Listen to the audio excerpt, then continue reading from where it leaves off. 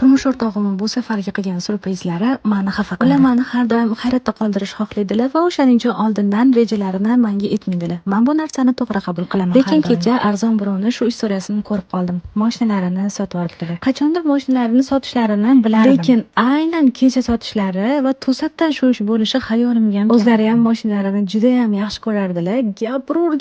Gapiraverganlarida men ham yaxshi ko'rib qolgandim-da. Shu mashinani qanaqadir mehrim tushib qolgan edi. Baribir odamni temirga ham mehri tushib qoladi. Hattoki nima uchun sotganlaridan aytmadilar. Mayli, nima bo'lsa ham Allohim xayrli qilsin, bundan ham yaxshilarini bersin dedim. Kayfiyatimga qarab kiyim tanladimda Mashudani yoniga keldim. O'tgan safar menga Mashudani tavsiya qiluvdilar. Ishlari rosa ham akkuratniy deb.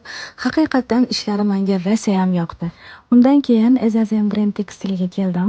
Tekstildagi tikuvchi qizlar bilan Ezazem brend uchun zo'r syomkalar oldik. Montajlari ham tayyor bo'lishi bilan Ezazem brend hamda Hafiza Yusufjonova profillariga o'tib, bemalol videoni tomosha qilsanglar bo'ladi. Lekin ovozimdan ham, ko'rinishimdan ham bilayotgandir, kayfiyatim bugun umuman yo'q. Shuning uchun bugun videoni joylamasam kerak.